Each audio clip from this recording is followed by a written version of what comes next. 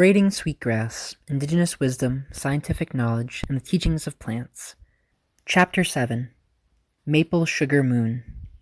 Written by Robin Wall Kimmerer. Read by Naomi Kirst-Schultz, July 18, 2022. Section 2, Tending Sweetgrass. Wild meadow sweetgrass grows long and fragrant when it's looked after by humans. Weeding and care for the habitat and neighboring plants strengthens its growth. Maple Sugar Moon. When Nanabozo, the Anishinaabe original man, our teacher, part man, part manido, walked through the world, he took note of who was flourishing and who was not, of who was mindful of the original instructions and who was not. He was dismayed when he came upon villages where the gardens were not being tended, where the fish nets were not repaired, and the children were not being taught the way to live. Instead of seeing piles of firewood and caches of corn, he found the people lying beneath maple trees with their mouths wide open, catching the thick, sweet syrup of the generous trees. They had become lazy and took for granted the gifts of the Creator. They did not do their ceremonies or care for one another. He knew his responsibility, so he went to the river and dipped up many buckets of water. He poured the water straight into the maple trees to dilute the syrup. Today, maple sap flows like a stream of water with only a trace of sweetness to remind the people both of possibility and of responsibility. And so it is that it takes 40 gallons of sap to make a gallon of syrup. Plink! On an afternoon in March, when the late winter sun is starting to strengthen and moving north a degree or so each day, the sap runs strong. Plink! The yard of our old farmhouse in Fabius, New York, is graced with 7 maples, big ones, planted almost 200 years ago to shade the house. The largest tree is as wide at its base as our picnic table is long. When we first moved here, my daughters reveled in rooting through the loft above the old stable, a space full of the flotsam of almost 2 centuries of families before us. One day I found them playing with an entire village of little metal pup tents set up under the trees. "They're going camping," they said of their various dolls and stuffed animals, who were peeking out from under their shelter. The loft was full of such quote-unquote tents that fit over old-time sap buckets to keep out the rain and snow during sugaring season. When the girls discovered what these little tents were for, of course they wanted to make maple syrup. We scrubbed out the mouse droppings and readied the buckets for spring. During that first winter, I read up on the whole process. We had buckets and covers, but no spiles, the spouts you need to drive into the tree to allow the sap out. But we live in Maple Nation, and a nearby hardware store carried all things maple sugaring. All things. Molds for forming maple sugar leaves, evaporators of every size, miles of rubber tubing, hydrometers, kettles, filters, jars, none of which I could afford. But tucked away in the back, they had old-fashioned spiles which hardly anyone wants anymore. I got a whole box for 75 cents each. Sugaring has changed over the years. Gone are the days of emptying buckets and sledging barrels of sap through the snowy woods. In many sugaring operations, plastic tubing runs right from the trees to the sugar house. But there are still purists out there who cherish the plink of sap into a metal bucket, and that requires a spile. One end is formed into a tube, like a drinking straw, which you tap into a hole drilled into the tree. The tube then opens into a trough about 4 inches long, and at the base there is a handy hook on which to hang the bucket. I bought a big, clean garbage can to store the sap, and we were ready. I didn't think we'd need all that storage space, but better to be prepared. In a climate where winter lasts 6 months, we always search assiduously for signs of spring, but never more eagerly than after we decided to make syrup. The girls ask every day, "Can we start yet?" But our beginning was entirely determined by the season. For the sap to run, you need a combination of warm days and freezing nights. Warm is a relative term, of course, 35 to 42 degrees, so that the sun thaws the trunk and starts the flow of sap inside. We watch the calendar and the thermometer, and Larkin asks, "How do the trees know it's time if they can't see the thermometer?" Indeed, how does a being without eyes or nose or nerves of any kind know what to do and when to do it? There are not even leaves out to detect the sun. Every bit of the tree except the buds is swathed in thick, dead bark. And yet the trees are not fooled by a midwinter thaw. The fact is, maples have a far more sophisticated system for detecting spring than we do.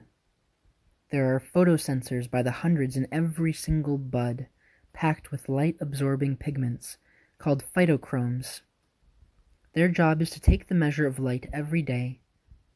Tightly furled, covered in red-brown scales, each bud holds an embryonic copy of a maple branch, and each bud wants desperately to someday be a full-fledged branch, leaves rustling in the wind and soaking up sun. But if the buds come out too soon, they'll be killed by freezing. Too late, and they'll miss the spring. So the buds keep the calendar.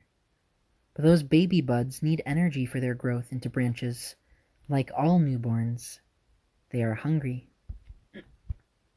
We who lack such sophisticated sensors look for other signs. When hollows appear in the snow around the tree bases, I start to think it's tapping time. The dark bark absorbs the growing heat of the sun and then radiates it back to slowly melt the snow that has lain there all winter. When those circles of bare ground appear, that's when the first drops of sap will plop onto your head from a broken branch in the canopy. And so, with drill in hand, we circle our trees, searching out just the right spot, 3 feet up on a smooth face. And lo and behold, there are scars of past taps, long healed over, made by whoever had left those sap buckets in our loft. We don't know their names or their faces, but our fingers rest right where theirs had been, and we know what they too were doing one morning in April long ago. And we know what they had on their pancakes. Our stories are linked in this run of sap. Our trees knew them as they know us today. The spiles begin to drip almost as soon as we tap them into place. The first drops splat onto the bottom of the bucket. The girls slide the tented covers on, which makes the sound echo even more. Trees of this diameter could accept 6 taps without damage, but we don't want to be greedy and only place 3. By the time we're done setting them up, the first bucket is already singing a different tune, the plink of another drop into the half-inch of sap. All day long they change pitch as the buckets fill like water glasses of different pitch. Plink, plink, plunk. The tin buckets and their tented tops reverberate with every drop, and the yard is singing. This is spring music, as surely as the cardinal's insistent whistle. My girls watch in fascination. Each drop is as clear as water, but somehow thicker, catching the light and hanging for a second at the end of the spile, growing invitingly into a larger and larger drop. The girls stretch out their tongues and slurp with a look of bliss, and unaccountably, I'm moved to tears. It reminds me of when I alone fed them. Now, on sturdy young legs, they are nursed by a maple, as close as they can come to being suckled by Mother Earth. All day long the buckets fill, and by evening they are brimming. The girls and I haul all 21 to the big garbage can and pour until it is almost full. I had no idea there would be so much. The girls rehang the buckets while I build the fire. Our evaporator is just my old canning kettle, set on an oven rack, spanning stacks of cinder blocks scavenged from the barn. It takes a long time to heat up a kettle of sap, and the girls lose interest pretty quickly. I am in and out of the house, keeping fires going in both places. When I tuck them into bed that night, they are full of anticipation of syrup by morning. I set up a lawn chair on the packed down snow next to the fire, feeding it constantly to keep up a good boil in the now freezing night. Steam billows from the pot, covering and uncovering the moon in the dry, cold sky. I taste the sap as it boils down, and with every passing hour it is discernibly sweeter. But the yield from this 4-gallon kettle will be nothing more than a skin of syrup on the bottom of the pan, scarcely enough for one pancake. So as it boils down, I add more fresh sap from the garbage can, hoping to have just 1 cup of syrup by morning. I add wood, then wrap myself back in blankets, dozing until I can add more logs or sap.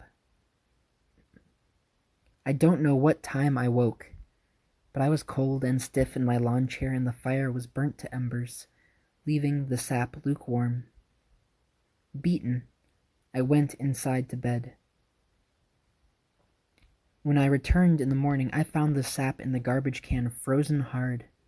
As I got the fire going again, I remembered something I'd heard about how our ancestors made maple sugar. The ice on the surface was pure water, so I cracked it and threw it on the ground like a broken window. People of Maple Nation made sugar long before they possessed trade kettles for boiling.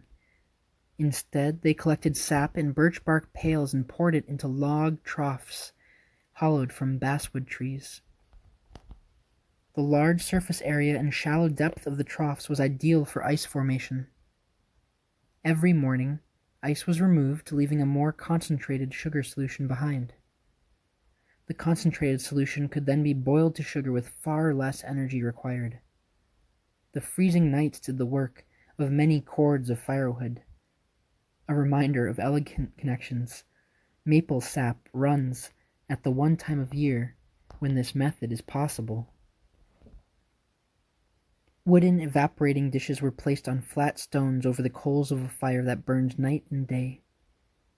In the old times, families would all move together to sugar camp, where firewood and equipment had been stored the year before.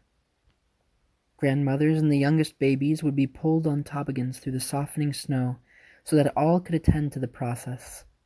It took all the knowledge and all the arms to make sugar.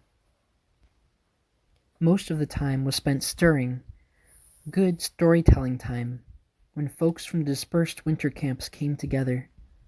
But there were also pulses of furious activity when the syrup reached just the right consistency. It was beaten so that it would solidify in the desired way, into soft cakes, into hard candy and granulated sugar. The woman stored it in birch bark boxes called makaks, sewn tight with spruce root. Given birch bark's natural antifungal preservatives, the sugars would keep for years. It is said that our people learned to make sugar from the squirrels. In late winter, the hungry time, when caches of nuts are depleted, squirrels take to the treetops and gnaw on the branches of sugar maples. Scraping the bark allows sap to exude from the twig, and the squirrels drink it. But the real goods come the next morning, when they follow the same circuit they made the day before, licking up the sugar crystals that formed on the bark overnight.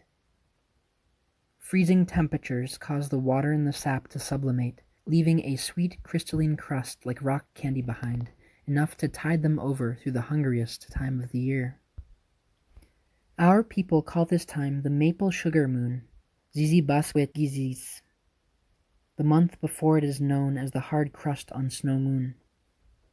People living a subsistence lifestyle also know it as the hunger moon, when stored food has dwindled and game is scarce.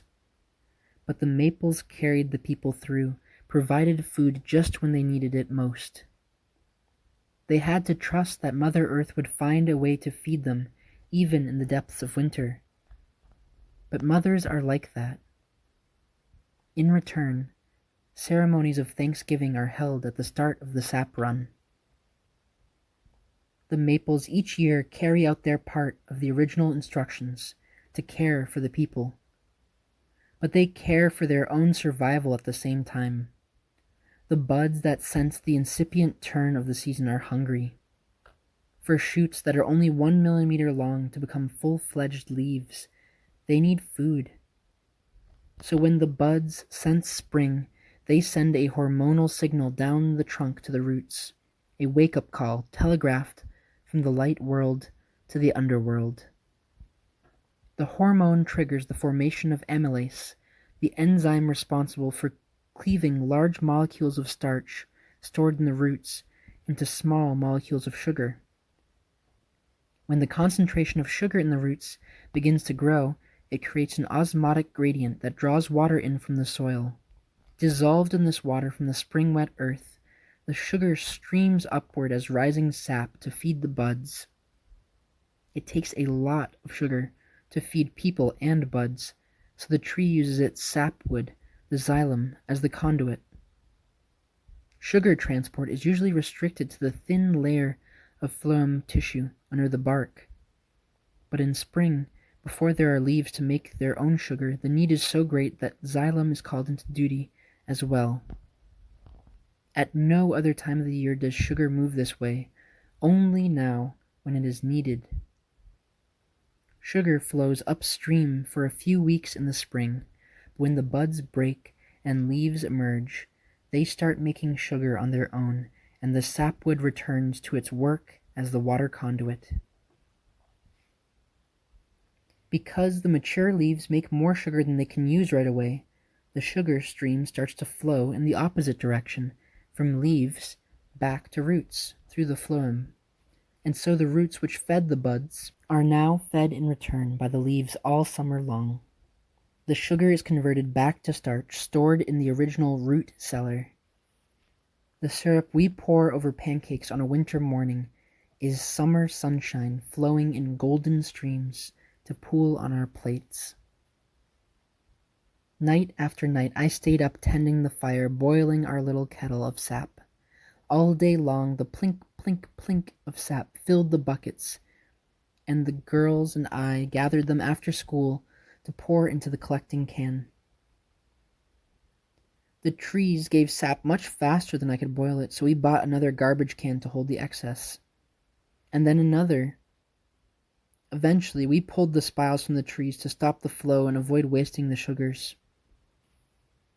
The end result was terrible bronchitis from sleeping in a lawn chair in the driveway in March, and 3 quarts of syrup, a little bit gray with wood ash.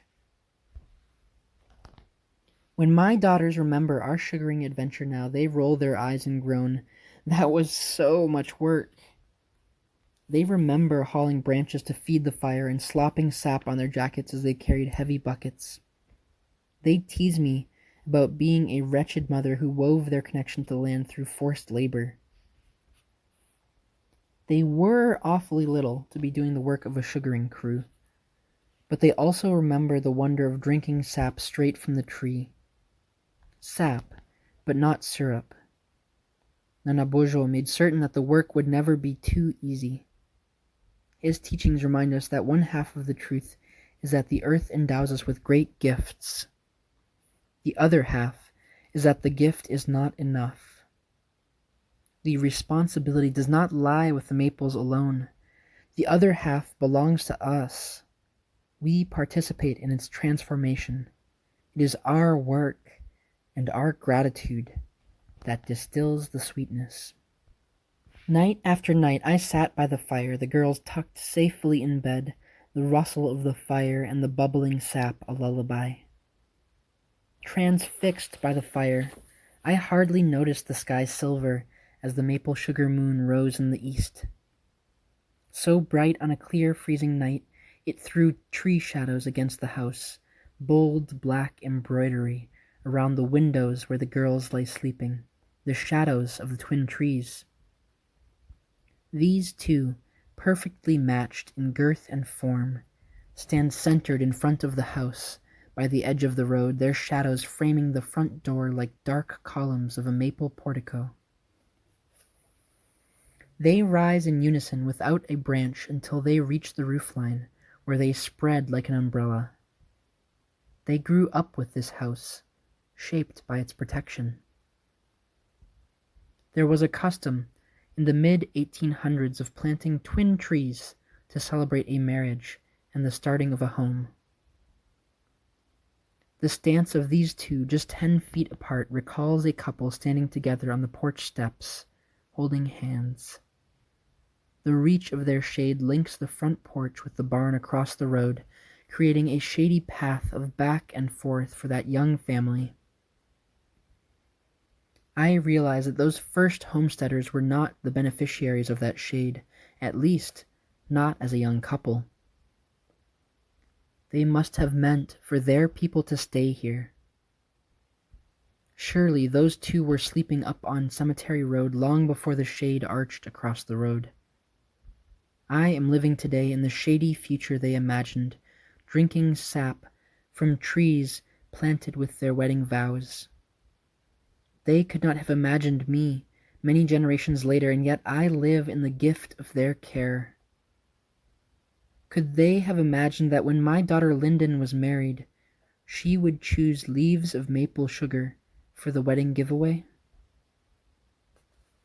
Such a responsibility I have to these people and these trees left to me, an unknown come to live under the guardianship of the twins, with a bond physical, emotional, and spiritual. I have no way to pay them back. Their gift to me is far greater than I have ability to reciprocate. They are so huge as to be nearly beyond my care, although I do scatter granules of fertilizer at their feet and turn the hose on them in summer drought. Perhaps all I can do is love them. All I know to do is to leave another gift for them and for the future, those next unknowns who will live here. I heard once that Maori people make beautiful wood sculptures that they carry long distances into the forest and leave there as a gift to the trees. And so I plant daffodils, hundreds of them in sunny flocks beneath the maples, in homage to their beauty and in reciprocity for their gift. Even now, as the sap rises, so too the daffodils rise underfoot. This has been Braiding Sweetgrass, Indigenous Wisdom, Scientific Knowledge, and the Teachings of Plants, Chapter 7, Maple Sugar Moon, written by Robin Wall Kimmerer, read by Naomi Kirst-Schultz, July 18th, 2022. Thanks for reading along with me.